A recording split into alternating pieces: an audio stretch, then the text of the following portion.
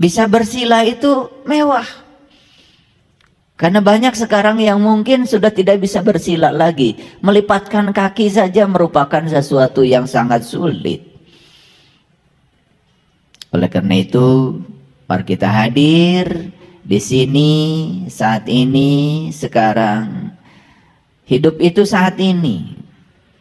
Nikmati semua sensasi kemewahan yang diberikan semesta kepada kita. Nikmati kemewahan nafas kita, karena dengan nafas telinga ini juga menjadi mewah karena bisa mendengar. Dengan nafas mata ini menjadi mewah karena bisa melihat. Dengan nafas apapun yang kita santap menjadi mewah karena semuanya menjadi terasa rasanya. Makanya leluhur kita mengatakan makanan saja itu sudah suwarga loka. Su itu artinya adalah saripati. Warga itu artinya kumpulan. Loka itu artinya tempat. Jadi suwarga loka itu kumpulan segala saripati. Saripati udara, saripati api, saripati tanah, saripati air memanunggal menjadi jeruk, menjadi apel, menjadi anggur. Karena otak kita sudah rusak sejak lama, lalu mengabaikan semua kemewahan-kemewahan yang disuguhkan semesta kepada kita. Makanya saya kadang-kadang mau makan saja tidak berhenti air mata itu mengalir. Karena begitu luar biasa kemewahan yang disajikan semesta. Dan menjadi tidak luar biasa ketika pikiran kita mengabaikan saat ini. Makanya di dalam kajian kita yang sebelumnya saya menyampaikan bahwa yang namanya berserah diri itu adalah hadir di sini saat ini sekarang, menerima semua hal yang terjadi saat ini tanpa ada penolakan sedikit pun. Karena semua sumber masalah manusia berasal dari penolakan. Dan penolakan berasal dari penghakiman yang diciptakan oleh pikiran. Izinkan pikiran untuk menghakimi, maka pikiran akan terjebak. Ini benar, ini salah.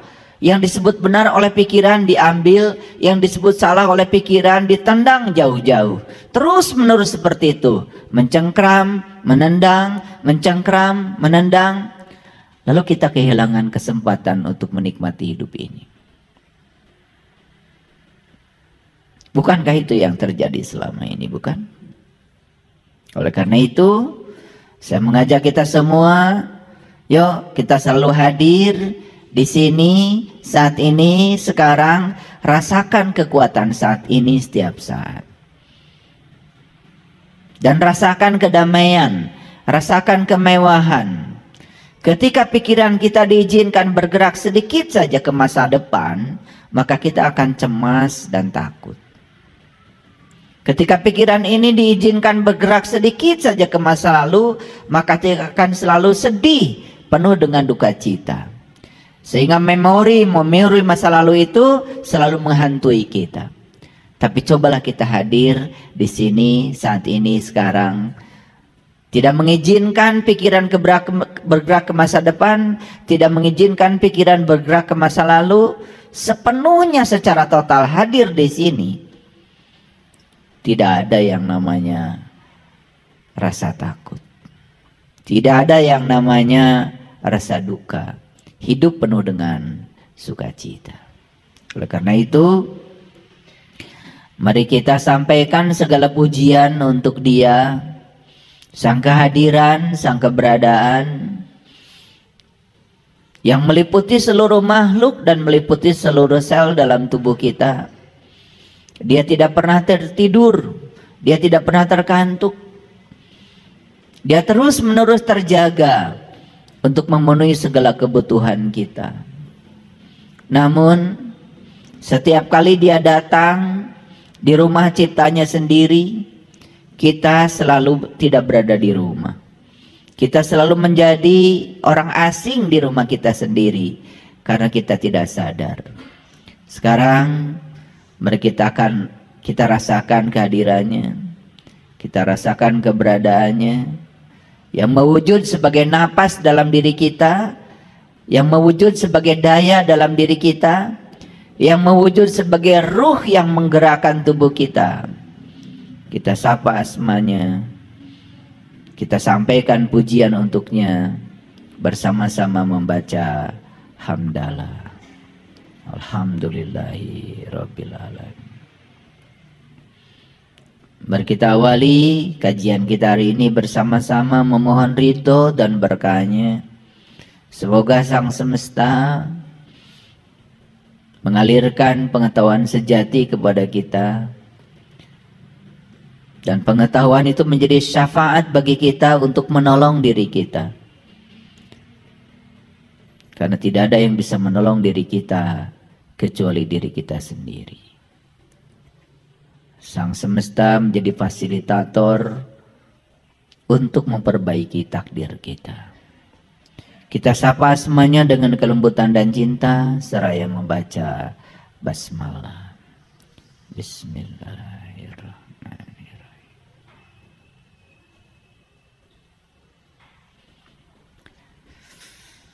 Para hadirin, para sahabatku yang dirahmati Allah, hari ini saya akan membagikan sebuah rahasia.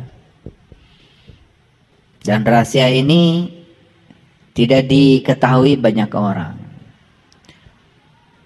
Semoga rahasia ini akan membuka wawasan kita, kecerdasan kita, terutama meningkatkan kesadaran kita. Setelah saya merenungi tentang hidup, ternyata hidup itu dari dalam ke luar. Kalau dari luar ke dalam, itu namanya mati. Jadi hidup itu dari dalam ke luar. Semua yang dari luar ke dalam, itu membuat kita menjadi mati dan menderita. Tapi semua yang bergerak dari dalam keluar membuat kita menjadi hidup. Jadi itu bedanya hidup dan mati. Hidup itu dari dalam keluar, kalau mati itu dari luar ke dalam. Ada kata-kata bijak, saya tulis besar-besar di sini. Small change can make a big difference. Sebuah perubahan kecil saja dapat membuat sebuah perbedaan yang besar. Perubahan di mana? Bukan perubahan di luar, tapi perubahan di dalam. Sebuah perubahan kecil saja di dalam, kita akan takjub dan kagum, karena semua akan menjadikan perbedaan yang sangat besar di luar. Oleh karena itu,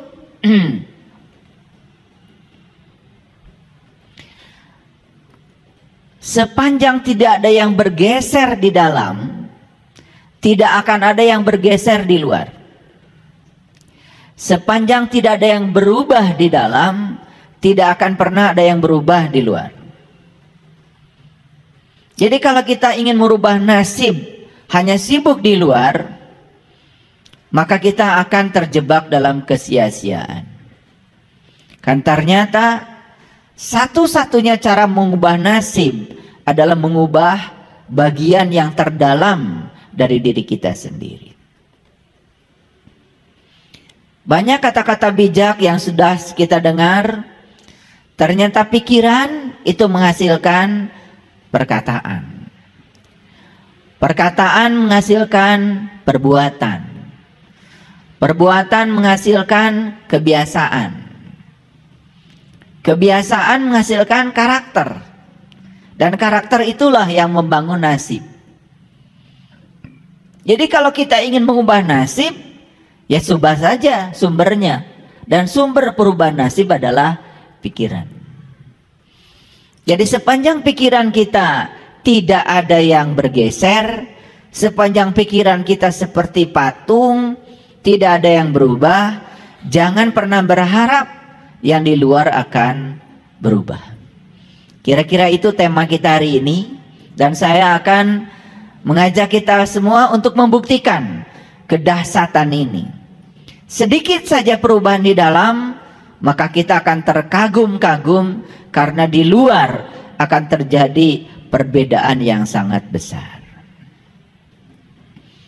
Mari kita masuk dulu pada satu perenungan. Kesulitan itu hadir dalam hidup, ternyata bukan untuk melemahkan kita, tetapi kesulitan itu dihadirkan semesta justru agar kita menemukan kekuatan kita sendiri.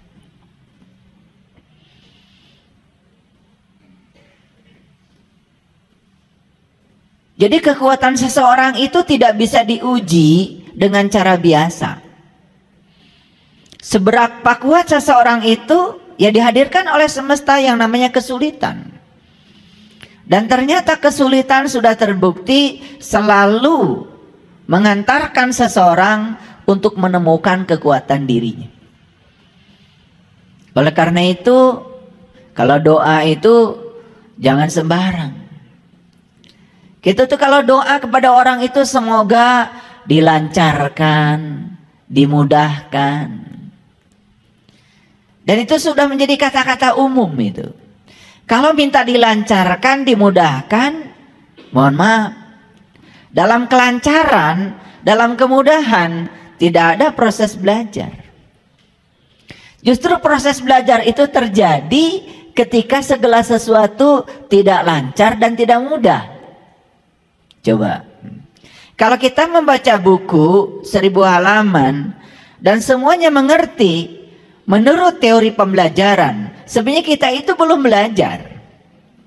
Tapi dari 1000 halaman itu ada satu halaman yang sulit, dan kita diam dalam kesulitan itu, dan kemudian kita terus ya mencoba mengerahkan semua kekuatan kita untuk memahami kesulitan di halaman itu. Justru di halaman itulah kita terjadinya proses belajar. Jadi kalau kita baca 1000 halaman, kemudian kita mendapati kesulitan di satu halaman, dan yang sulit itu dilewat, dan kita hanya membaca 999 halaman, kita nggak belajar. Cobalah naik kelas sedikit kalau mendoakan orang lain, ya, atau mendoakan diri sendiri. Ya Allah, semoga dilancarkan, dimudahkan. Naik kelas sedikit. Ya Allah, kuatkan bahuku. Apapun yang terjadi, yang Kau pikulkan kepadaku, aku kuat memikulnya. Coba. Naik kelas sedikit ya, memasuki pada zona tantangan. Jangan terus-menerus di zona nyaman. Pernah doa begitu?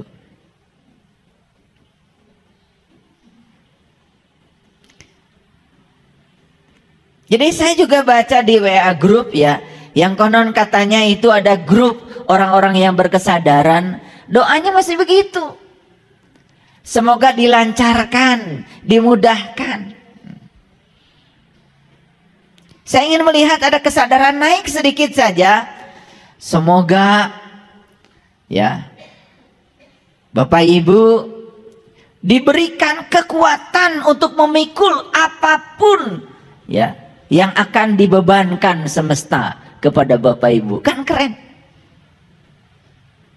Kalau diminta diringankan, sesuatu yang ringan itu tidak akan membuat badan kita jadi kuat. Coba ngangkat yang ringan akan menambah kekuatan? Tidak. Seseorang itu akan menjadi kuat kalau sering ngangkat yang berat. Betul? Coba. Seorang binaragawan badannya menjadi kuat dan berotot karena sering mengangkat yang berat. Kalau ngangkat yang ringan terus, ya sudah, ototnya ya seperti itu. Gak kuat-kuat. Makanya kenapa tidak kuat-kuat? Kenapa kita tidak dewasa? Karena kita itu kata-kata yang meluncur dari mulut kita pun menggambarkan betapa ringkihnya diri kita. Beda dengan Jenderal MacArthur. Jenderal MacArthur itu adalah pemimpin perang sekutu. Terkenal itu dengan doanya. Tuhan, jangan berikan kemudahan kepada anak-anakku. Jangan berikan kerancaran kepada anak-anakku. Begitu. Doanya begitu. Hadirkan gelombang yang keras pada anak-anakku. Hadirkan kesulitan yang dahsyat pada anak-anakku. Begitu. Namun satu Tuhan, permohonanku. Ketika gelombang datang itu kepada anak-anakku, berilah kemampuan dia untuk menyelamatkan diri dari gelombang itu.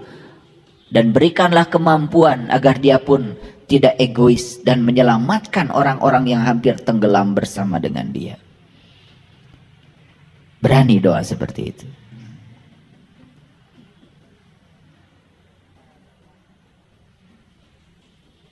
Berani. Kita ini kadang-kadang suka aneh. Ingin hidupnya luar biasa, tetapi cara hidup kita biasa. Padahal hukum alamnya sederhana. Jika cara hidupmu biasa, hasil yang akan kau raih ya biasa. Karena hal yang luar biasa hanya bisa dicapai lewat cara yang luar biasa. Jadi kalau kalian itu hanya berbuat baik sama orang yang baik sama kalian, kan itu biasa. Tapi kalau kita bisa berbuat baik sama orang-orang yang jahat sama kita, itu baru luar biasa.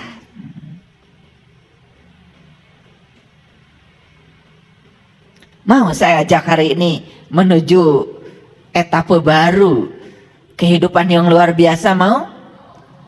Ya caranya luar biasa. Jadi kita ini kadang-kadang ya menginginkan sesuatu tetapi tidak mengerti mekanisme semesta untuk mewujudkannya. Kalau tidak mau bisnis berisiko besar, ya sudah. Beli terigu 1 ons, beli minyak 1 ons, beli engkol 1 ons, campurlah semuanya, jadilah bakwan. Dan kemudian taruhlah yang 1 on itu di atas meja di pinggir jalan.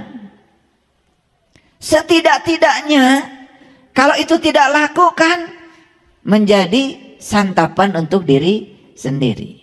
Bisa dihitung hasilnya berapa? Seseorang yang tidak mau mengambil risiko, ya memang hidupnya tenang, tetapi tidak pernah mengalami kemajuan. Karena risiko yang paling besar dari seseorang adalah tidak mau mengambil risiko. Lihat orang-orang yang tidak mau mengambil risiko, hidupnya di zona nyaman. Ya begitu-begitu saja. Maaf ya, penghasilannya gitu-gitu saja, biasa-biasa saja, tidak ada yang luar biasa. Jangan berharap ada kejutan, jangan berharap.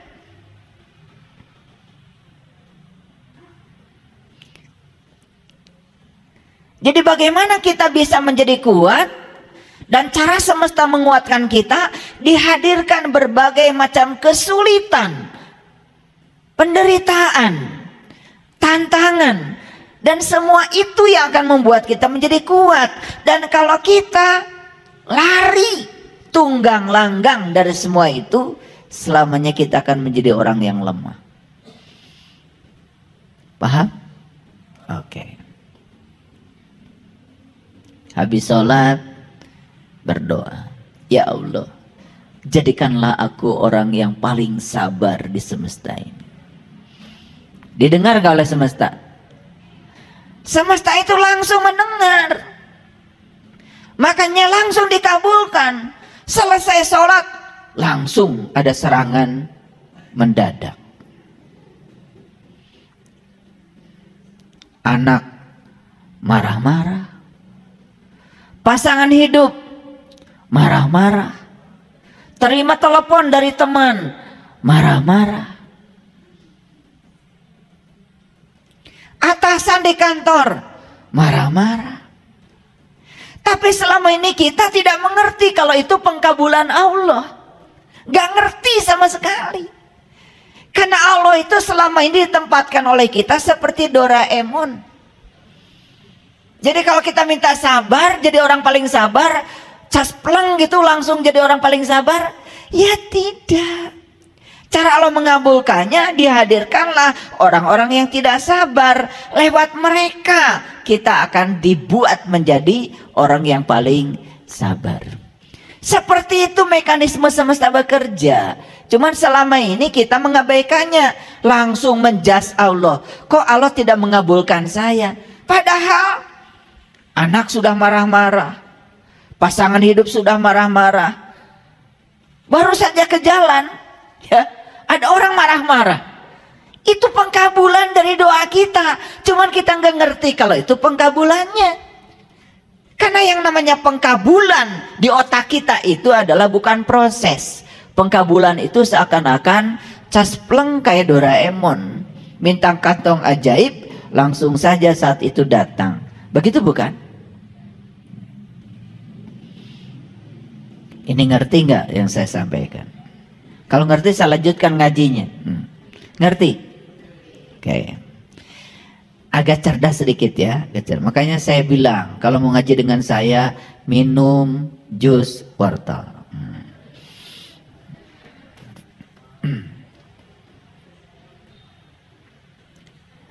Tidak masalah seberapa lambat kita berjalan. Tidak masalah seberapa lambat kita berubah. Yang paling penting tidak berhenti, itu saja.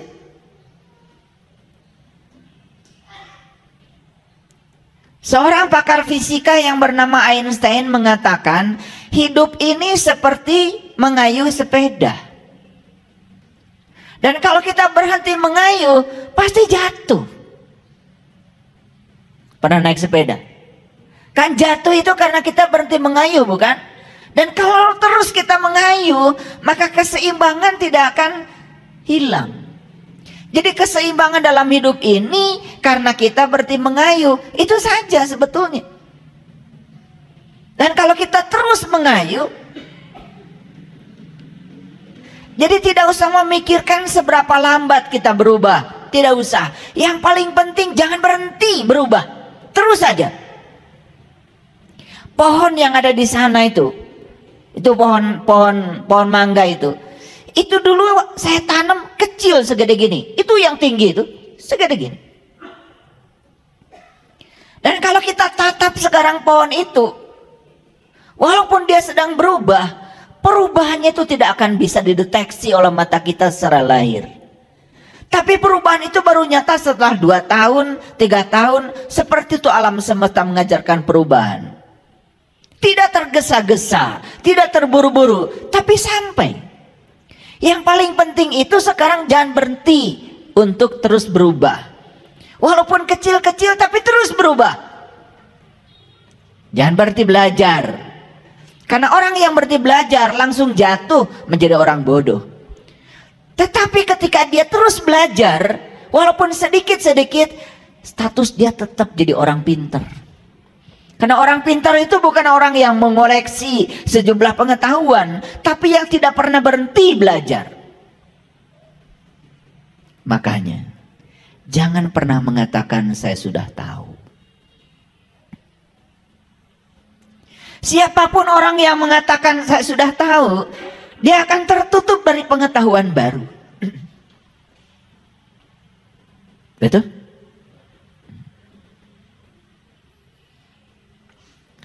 Apa sesungguhnya harus kita ubah pertama kali? Nih, kualitas pikiran. Karena kualitas pikiran itulah penentu kualitas hidup kita. Semua yang pikirannya tidak berkualitas, hidupnya tidak akan berkualitas. Dan semua orang-orang yang kualitas hidupnya bagus itu karena kualitas pikirannya sudah bagus. Makanya pikiranmu adalah takdirmu.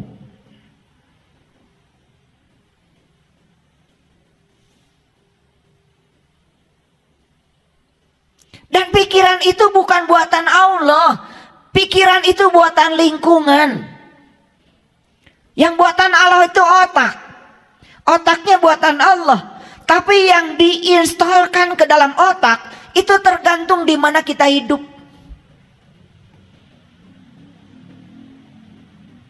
Saya mewawancarai mahasiswa yang mengambil mata kuliah kewirausahaan dengan saya. Secara pribadi, saya tanya, pernah dengar nggak kamu kata-kata dari orang tuamu? Nah, cari uang itu susah. Nah, hidup ini penuh dengan perjuangan. Itu terdengar berulang-ulang, mau makan, kata-kata itu datang. Ketika minta uang jajan, langsung dapat khutbah. Khutbahnya, nah, cari uang itu susah. Hidup ini penuh perjuangan. Terus dikatakan begitu, terus berulang-ulang. Apa yang terjadi? Kata-kata yang diulang-ulang itu akhirnya masuk di subconscious mind, long term memory anak kita. Terbentuklah dalam otak mereka itu sebuah paradigma bahwa cari uang itu susah dan hidup penuh perjuangan. Makanya anaknya ketika sudah dewasa cari uangnya susah dan hidupnya penuh dengan perjuangan. Itu doanya orang tua yang tidak disadari. Dia doakan setiap sholat, semoga anak saya jadi anak yang soleh, berguna bagi nusa dan bangsa. Doa itu dilantunkan 5 kali setiap sholat. Tetapi mengatakan hidup susah dan penuh perjuangan puluhan kali. Mana akan jadi? Yang puluhan kali. Ada proses repetisi di situ. Tapi orang tua menganggap itu bukan doa. Dan itu yang akan terjadi. Apa yang terjadi? Untuk membongkar kata-kata di dalam alam bawah sadar itu mahal. Perlu bantuan psikolog. Perlu dihipnoterapi. Perlu diubah semua sampah yang ada di dalam pikiran bawah sadarnya untuk mengubah nasibnya. Kenapa sih kita tidak mengatakan, nah, hidup itu mudah dan menyenangkan? Coba. Hidup itu mudah dan menyenangkan. Wah, Ma, mobil bagus sekali. Nanti kamu bisa beli. Bisa beli. Daripada mengatakan, jangan mimpi. Memangnya bapak ini siapa?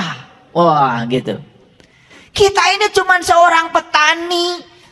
Ya, kadang-kadang padi juga dimakan tikus. Betul nggak? Diserang burung. Panen juga belum tentu. Terus dihunjamkan kata-kata negatif pada anak kita. Sekaligus kita sedang menghunjamkan kata-kata negatif di pikiran kita. Ya sudah. Setiap kali nanam padi selalu dimakan tikus. Karena dia itu memang sedang berdoa semoga padinya dimakan tikus. Dengan kata-kata tadi. Cuman kita tidak pernah sadar. Itulah kualitas hidup kita. Tergantung kualitas pikiran kita.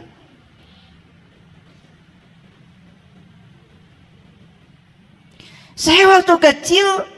Kerjaan saya tukang kayu bakar. Ngambil kayu bakar. Jadi kalau hari Sabtu. Itu hari Minggu. Itu kerjaan kami itu ngambil kayu bakar. Jadi semua cucu-cucu itu dikumpulkan itu di rumah nenek, dikasih sarapan singkong sama gula merah, gula aren, itu supaya kuat naik gunung. Gitu.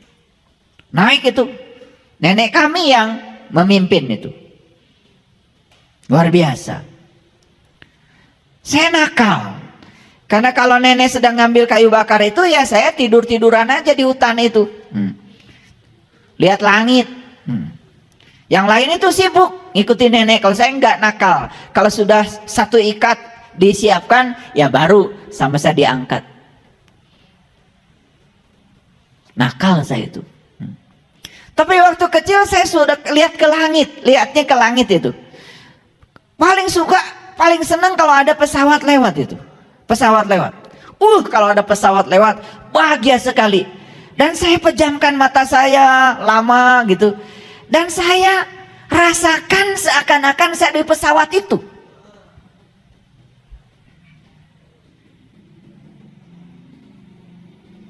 Maaf ya. Itu yang membedakan nasib saya dengan kakak adik saya. Jadi saya tidak melihat bapak saya sebagai buruh di perkebunan. Saya tidak melihat bapak saya kesusahan, tidak. Saya tidak melihat itu. Saya percaya kalau Allah itu akan ngasih rezeki yang sama buat semua orang. Saya percaya kalau Allah itu akan menyediakan kebahagiaan yang sama buat semua orang. Jadi saya bayangkan sejak dari kecil, saya ini sudah naik pesawat kemanapun saya mau. Dan begitu saya sudah waktunya, saya naik pesawat kemanapun saya mau.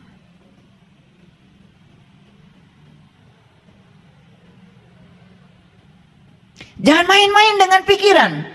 Makanya saya bilang hidup itu mulai dari dalam keluar, bukan dari luar ke dalam. Silahkan biayai anak-anak kalian, ya, modali anak-anak kalian. Udah kamu bisnis ini, modali.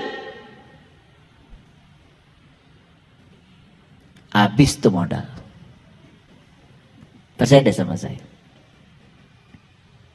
Bapaknya bisnisnya X, anaknya harus ngikutin bapaknya. Itu sudah salah. Karena anak ini lahir ke dunia bukan harus menjadi bapak ibunya. Anak ini lahir ke dunia harus menjadi dirinya sendiri. Dia melakukan pekerjaan yang dia tidak suka, tidak akan berkembang. Berapa miliar pun uang yang disuntikan menjadi modal, gak akan berkembang.